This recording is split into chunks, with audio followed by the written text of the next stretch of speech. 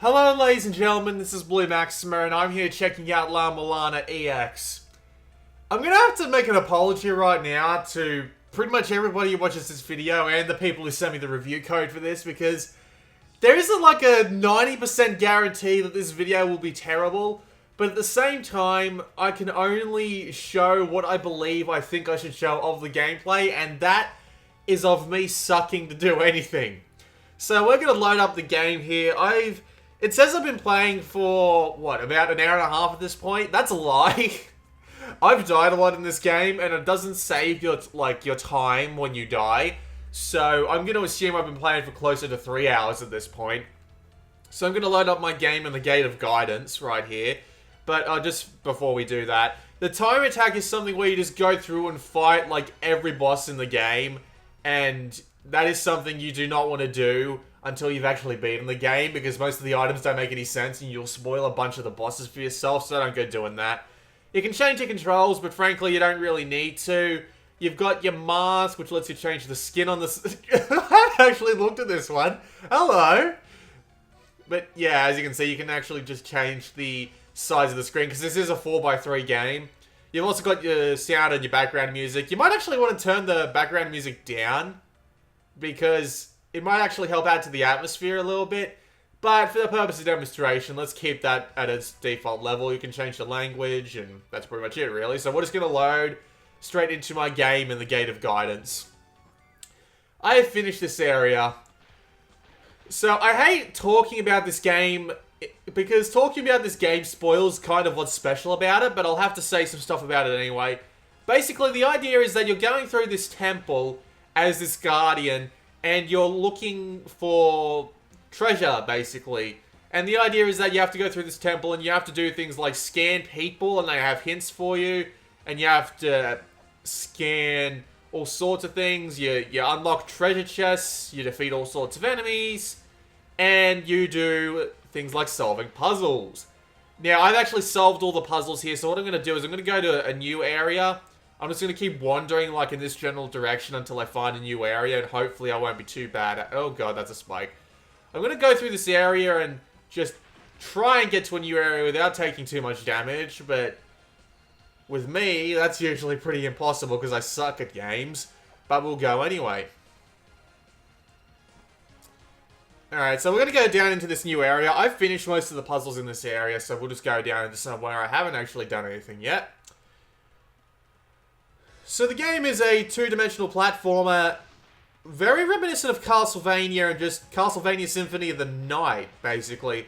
I get massive Symphony of the Night vibes from playing this, but it feels more like Castlevania 2, Simon's Quest, where you're going through a gigantic overworld solving puzzles. Meanwhile, in here you're just stuck in places in this temple, basically, just trying to solve puzzles. So here we have a thing that you put a weight on, and that was a trap.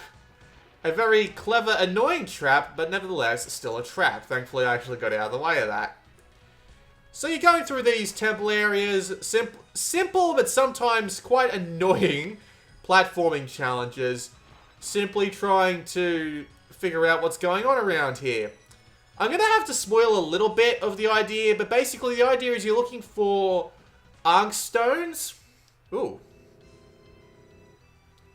Leap upon what floats there from high above. The heavens shall move them at your command. Okay, that's a hint. So we have to jump on something. So yeah, the idea is we're looking for what's called Ankh stones. And these Ankh stones, when used with an Ankh, will reveal a beast we need to defeat.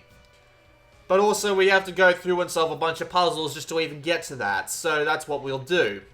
And as you can see, there's a bunch of different enemies flying around here. And oh geez, did not see him coming. And we need to keep away from all the enemies as much as possible. Oh. I better not touch that again. I actually did read that. Oh god, no. Okay, I'm okay. So this is pretty much the idea.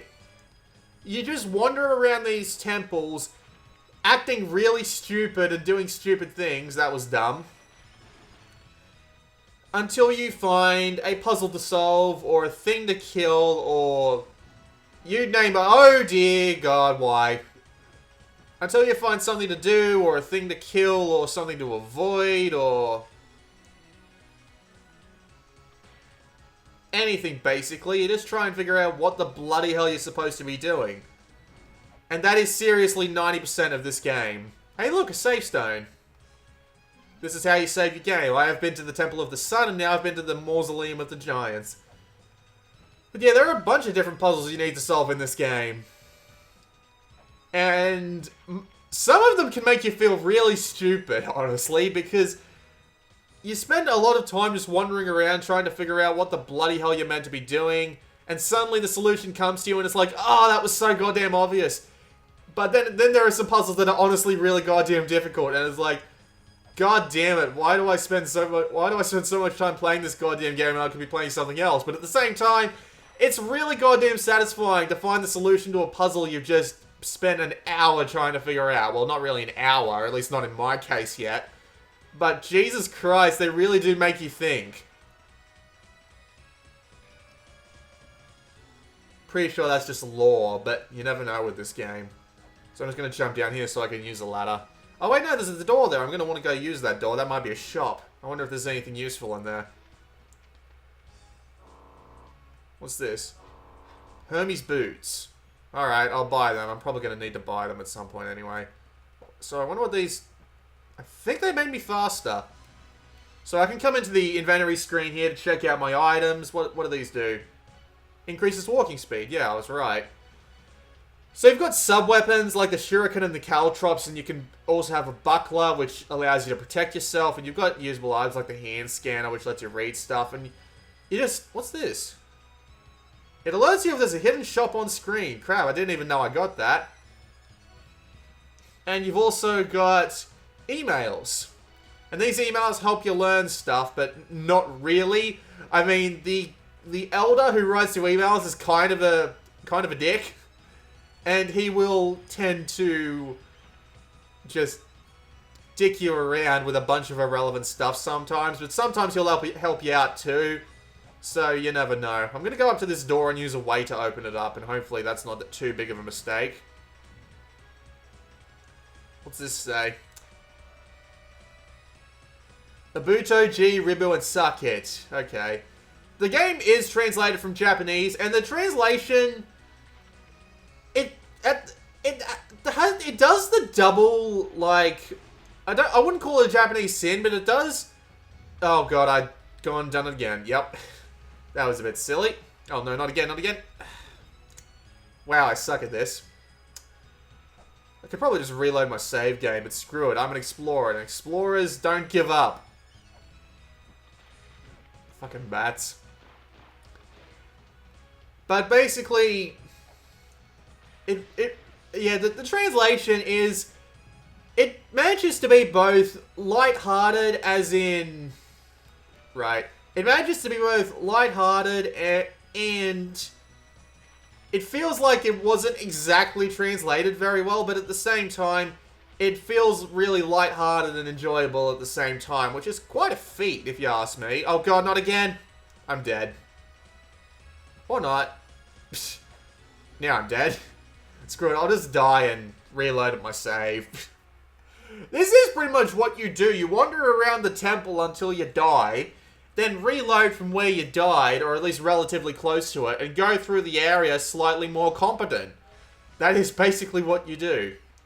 But yeah, the translation is... It's not like it's absolutely incompetent, but oh yeah, I'll come back for the boots, probably. I actually want to keep playing this.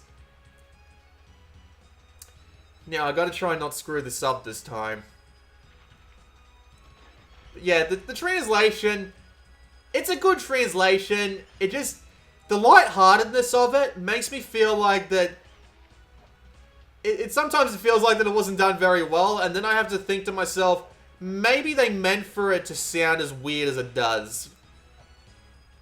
It's a weird thing. Like, check out the emails, for example.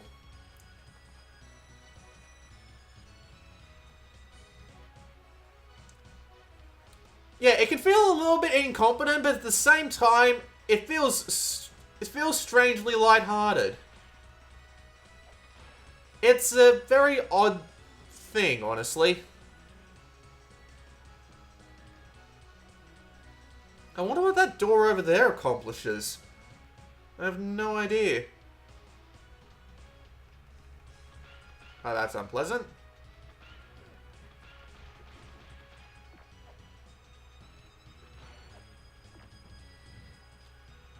Okay, that was a pressure switch on the ground, so that obviously opened something. Who knows? So yeah, you even find random shit like those pressure switches. What's this? Oh yeah, that. Great. I just wasted a bunch of health for nothing. But, yeah. Other than the boss fights, this is basically all you do in La-Mulana. I will show off one of the boss fights. For the purpose of demonstration, I will show off one of the... Oh, that's what it does. I will show off a boss fight. I'll go to a boss fight the next time I die. Oh, there's an eye up there. Those eyes do not like you whipping specific things. If you whip a specific...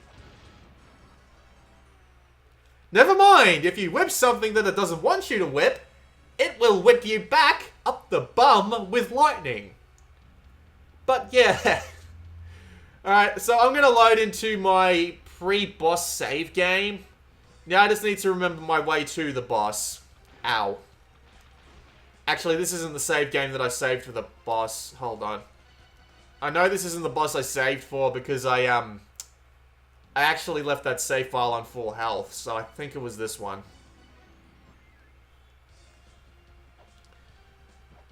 So it looks great. I love the style of it, and the music the music is catchy. Fucking thing, go away. The music itself is pretty catchy, but at the same time, I can see why you'd want to turn it off. And I appreciate that that option is there. But really, I've actually gone in the wrong direction. Excuse me, I will move over this way instead. It's a very confusing temple. I mean, you do have a map for some parts once you go find it. And there is a thing that lets you explore, that keeps it more... What's the word I'm looking for? That has a more detailed version of the map. Yeah, I have to go down here. That has a more detailed version of the map, but it's just... God, until you find that stuff, it can be really hard to find your way around sometimes. But I really do like La-Mulana. It's a really clever idea, and it manages to hold a balance between being challenging, but not being outright frustrating with the way it handles the gameplay mechanics. It would be nice if the save was a little bit more... What's the word I'm looking for? A little bit more generous. But at the same time... God. Okay, I guess I screwed up by not doing a specific puzzle. Oh well. How about this? I'll go back and I'll do one boss on the boss rush. And then we'll call it a day. So we'll do a challenge. We'll take on this level. So basically we go this way and it's a boss! Yes, you generally face off with a bunch of these bosses, and they often have a bunch of different attacks, and oh dearie me. And you often have a bunch of items ready to go to face them.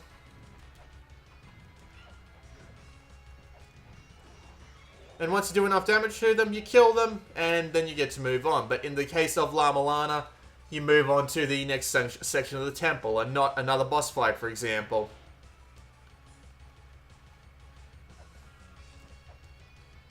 And you can use all your different sub-weapons, like that, and what's this? Flares that drop downwards, and stuff that fires upwards. But yeah, the bosses do have the sort of old school, like, Castlevania-y boss design to them, where you have to learn their patterns and dodge them in order to stand any chance of actually living through it.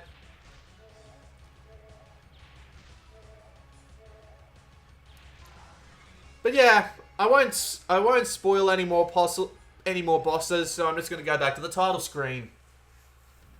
So that was a look at La-Mulana EX. It's a surprisingly well done mashup of Metroidvania and... Well, I guess it's really just Metroidvania, isn't it? And old school Castlevania, with lots of puzzles to solve that test the brain, but aren't exactly frustrating. They can be frustrating at times, but I mean, for a game that's as obtuse as this, I'm surprised it's not amazingly more obtuse and frustrating. It's actually surprisingly good, and I'm enjoying my time with it, and I probably will play some more of it. Just come into it expecting to be stumped a lot, because you will be stumped a lot. But yeah, thoroughly enjoyable, and just based on that, I would recommend it. But then again, it might get amazingly more difficult later on, and I might end up not recommending it because I just get so pissed off at these games sometimes. But there was a quick look at La-Mulana and what you do 99% of the game, so there you go. This has been Blue Maxima, and I'll see you all next time.